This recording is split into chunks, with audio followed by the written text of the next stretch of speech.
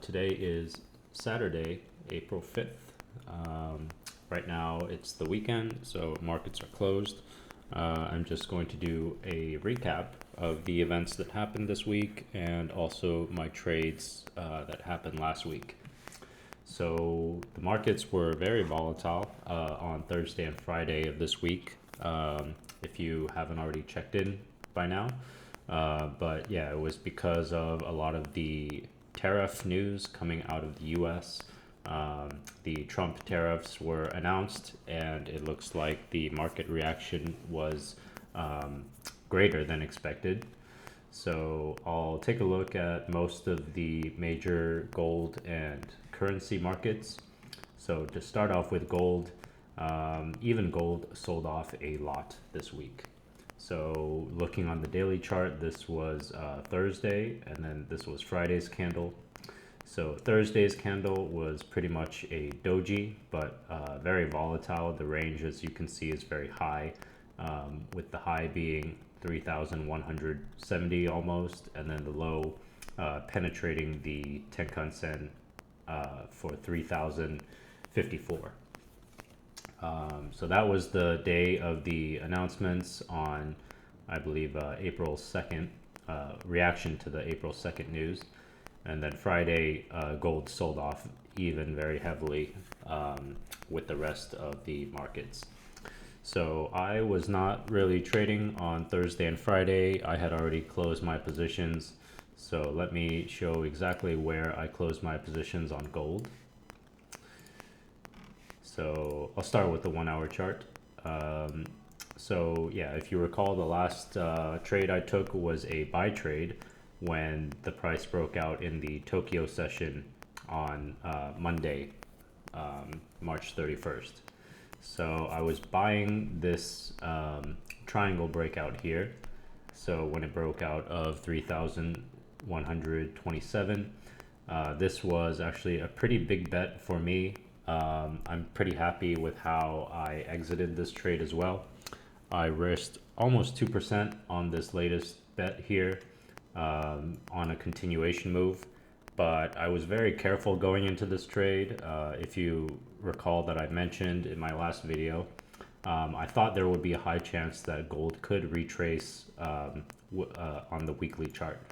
So if we look at the weekly chart, the breakout, like I mentioned, since December or January of this year is pretty much the same in magnitude as from June until October of last year. So for this reason, looking at it symmetrically, these two legs are almost complete. So I thought there could be some resistance or retracement here on the weekly time frame. So this could be the start of that based on last week's tariff news. Going back to the 1 hour chart, so yeah, I had open profits around here, almost 1-to-1 with my trade. But then in the London session, it started selling off, so I wasn't comfortable holding a position with so much open risk overnight. So I just exited with essentially almost a break-even trade, but small profits. So I made maybe 0.16% profit and 0.13% profit on both positions. This turned out to be a good choice. Looking at the New York London overlap, by the time London closed, this had sold back down to the previous wick low on Monday. So yeah, I don't know. I might have stayed in this trade if I kept my stop loss at the beginning. But yeah, if I trailed my stop loss up even a little bit, it would have gotten taken out and ended up with a loss. So continuing on April 1st, this was the day before the tariff news got announced. Mostly trading sideways. It looked like gold was going to recover and stay in this range.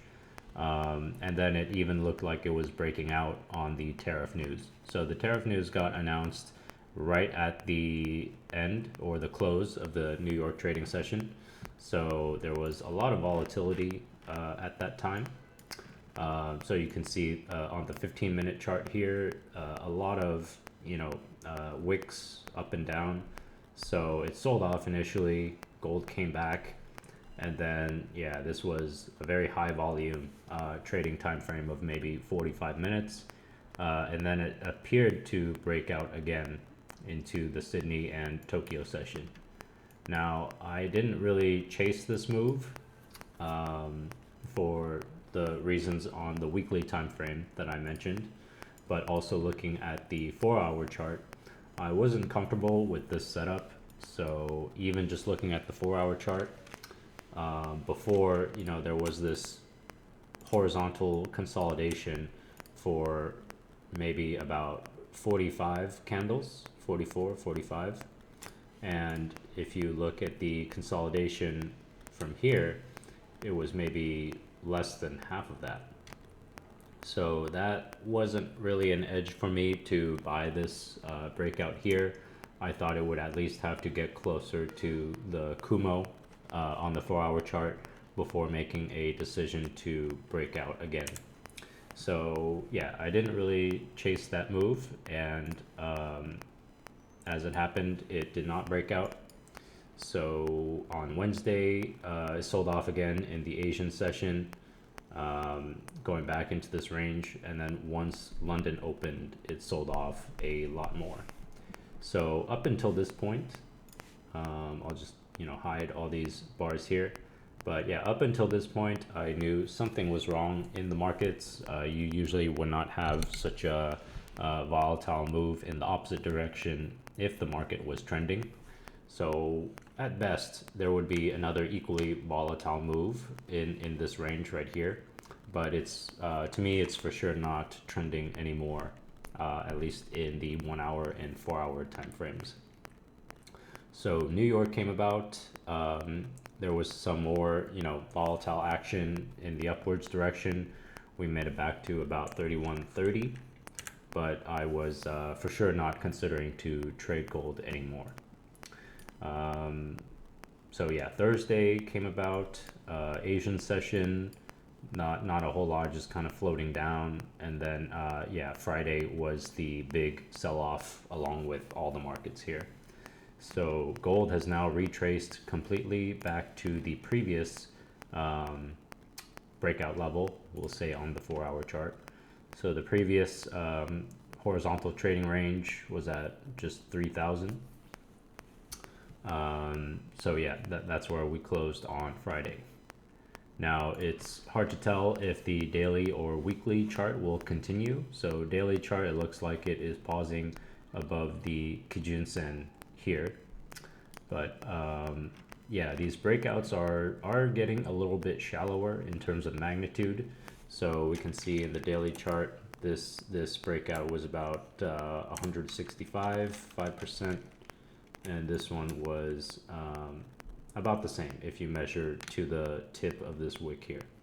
But the time that it's spent horizontally in this breakout is much shorter.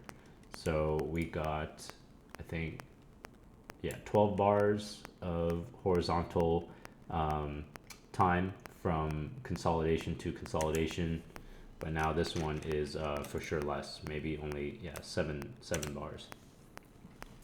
So it may consolidate above the daily Kijun-sen before picking a direction.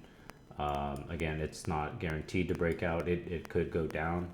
And let's check the weekly chart. So this one, weekly chart is still above the Tenkan-sen here.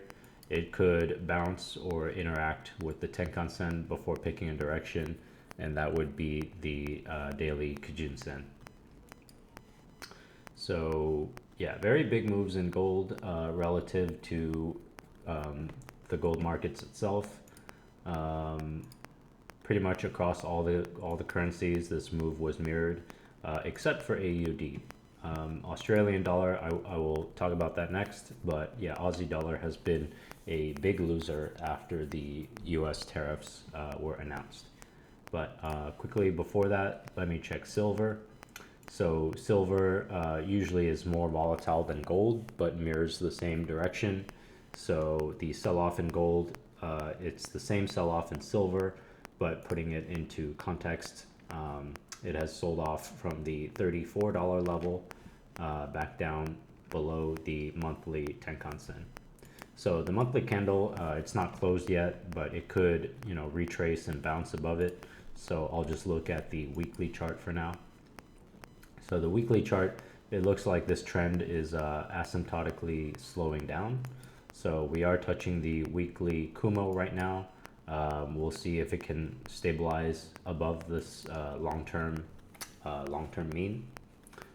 It could go into a horizontal range, but yeah, it looked like it was breaking out above the $34 level, but it's been soundly rejected after this week. I'll just check copper really quick too. So copper has also been volatile, sold off, almost 9% on Friday. But yeah, copper, it got rejected off the $5.30 level. So it's also forming an asymptotic shape on the monthly chart. All right. Well, since we're in order, I might as well check Bitcoin as well. So using Bitcoin as a proxy for the risk sentiment across all the markets, we can see Bitcoin is at the weekly Kijun-sen. Not a lot of strong looking support, especially after this last weekly candle. We have a wick pointing down, so it could sell off further, back down to maybe 64,000. But yeah, looking at the weekly, the daily chart, doesn't look like a lot of strong buying action right now. If it sells off below this $81,000 level, call it 82,000, it could go down much more.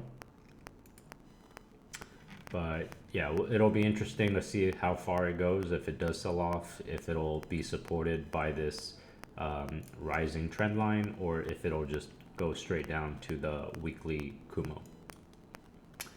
Yeah, it could entirely sell off back to the previous 2021 highs before stabilizing here. All right, so a lot of interesting moves across the currency markets. I'll check the Aussie dollar first. So this is what people call fat tails in the market. I thought Aussie dollar would be weak, but I didn't expect like a 4%, almost 5% move in one day. So this was Friday's daily candle, and with the commodity sell-offs, the Aussie dollar has sold off a lot as well. So we see a complete breakout of this range in terms of the daily chart. Against the dollar, it sold off about 4.5%. So this has pierced the 0.61 level, and it's moving down towards the COVID lows, actually. So against the dollar, the Aussie dollar is very weak. It could make a move down to 0.57, but it's always hard to follow these volatile moves. You're never sure if there can be continuation or not. But yeah, looking at the 4-hour chart, this is just complete panic selling right here. So it could bounce this coming week a little bit, but you would have to monitor how strong this bounce is if it bounces back, halfway or even more, maybe that could be the market, recovering from the news. If it bounces or trades sideways, that would be a little bit better of a setup for a continuation trade. But again, right now the market is very news driven about the tariffs. Even reading, just today, this morning, people are thinking, there could be new developments. Trump could walk back the tariffs or extend the time they are effective to allow more discussions to take place. It's just very hard to tell. You would just have to look at the price action to see how things unfold.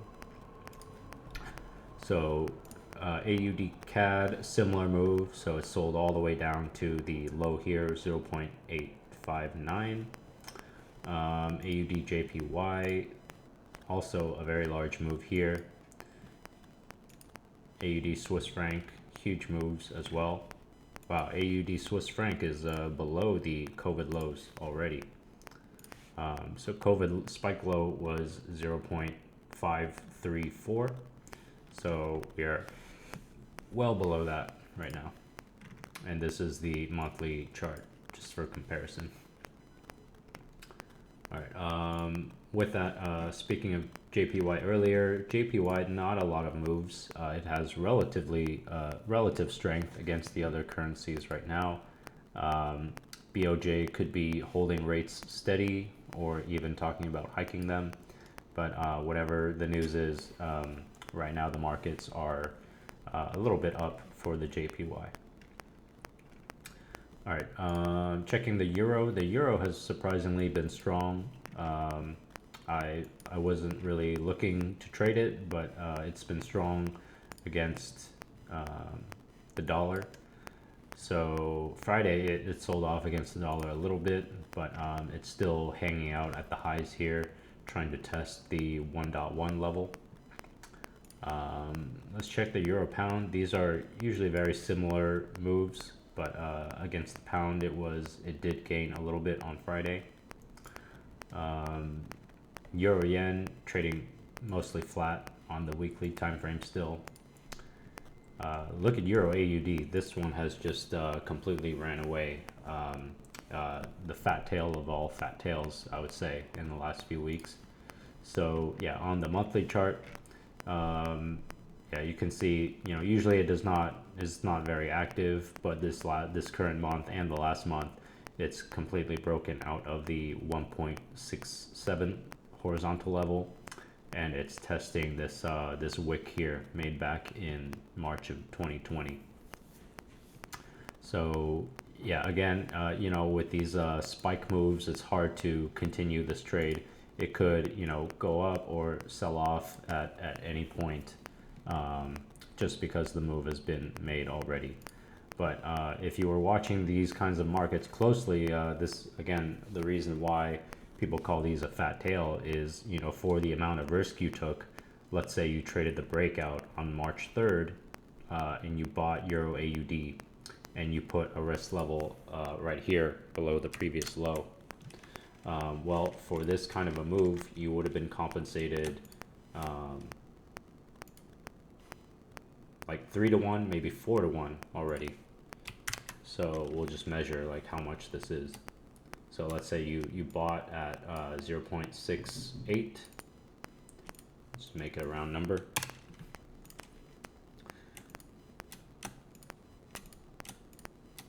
So you would have taken about 0.49, call it 0.5 risk, and then up until Friday you would have gotten paid 0.13. So yeah, almost 2.5 to 1, based on the daily chart even. So yeah, if you could have even set a tighter stop loss if you somehow positioned on the 4-hour or 1-hour chart for your risk.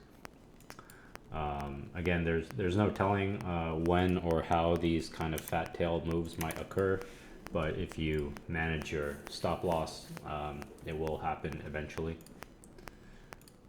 So yeah, I think 2 years ago the fat tail move was in JPY, so that was during the rate hiking cycle across the world.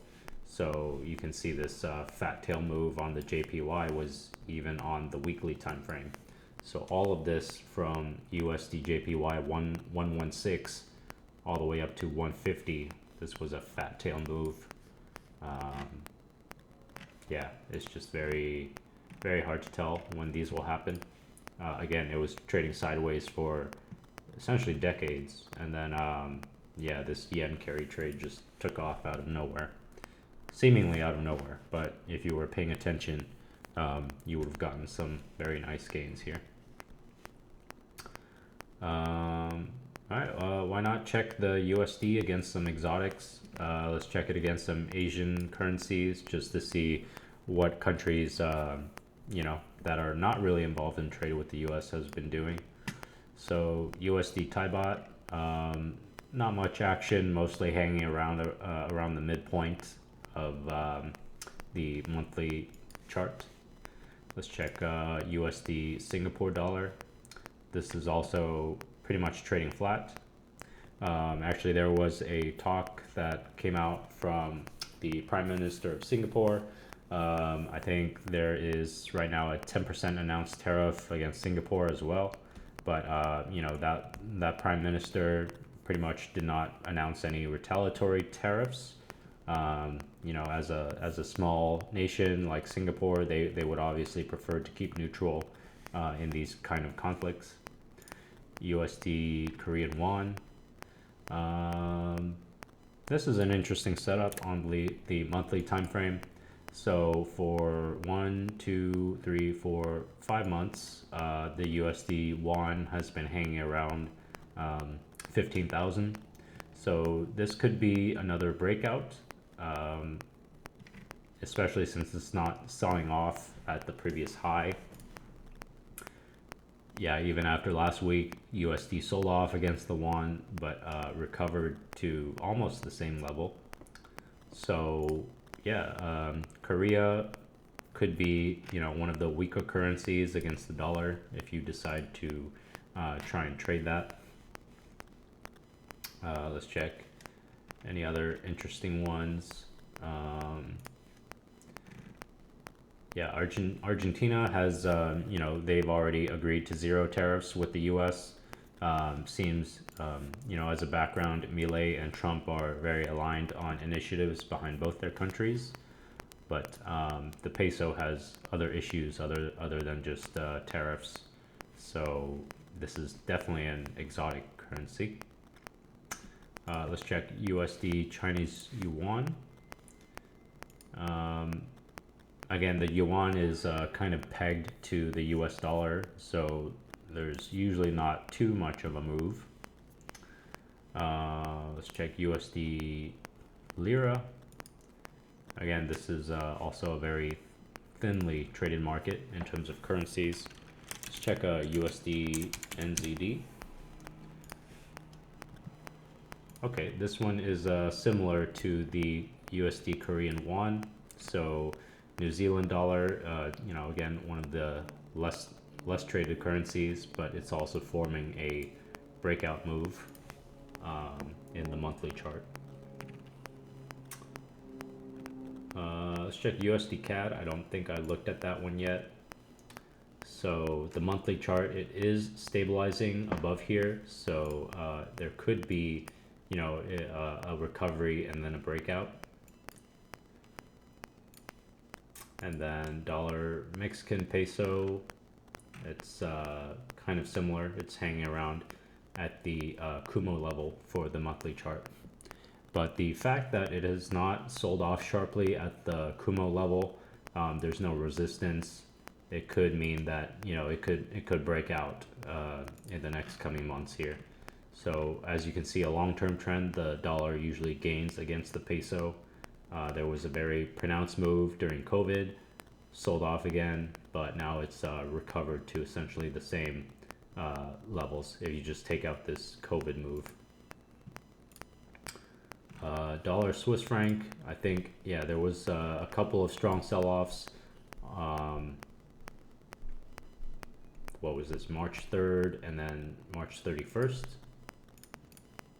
Oh, sorry, that was the weekly chart. But yeah, on Thursday it sold off. And then the week before, a couple weeks before at early March, it also sold off.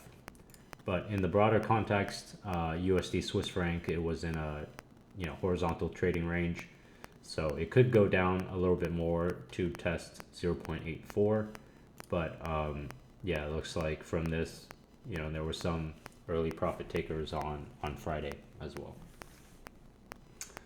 So yeah, I'm pretty happy with my trades in gold this last month. I traded most of the major breakouts since 3,000, and then I was pretty happy at how I got out on March 31st, and I just avoided all of this volatility. If you were short gold, this was kind of a reprieve based on the weekly gains here. But it's very hard to short, especially when you would have to be holding through all of this to try and get some gains. But yeah, overall gold is still bullish, but we will have to see how this move consolidates in the daily chart over this next few weeks. All right, obviously equity markets are down. This is the NASDAQ. It was down 6% on Friday just by itself. So very volatile. This is usually the market people pay attention to just because it's the equity market. But yeah, overall, it's just a retracement on the monthly time frame. Again, if you apply symmetrical looking legs, this is about the time that it would retrace. If you just look at the magnitude of the gains. So this was a 9,000 point gain from 2020 lows to 2022, and this is similarly a 11,000 point gain from 2022 to here. So yeah, whether you're an investor or an active trader, it's always important to keep time frames in perspective. So I don't really have any setups that I'm looking to trade over the next few weeks. I'll just check to see how the volatility settles, and then maybe next month there will be some better setups.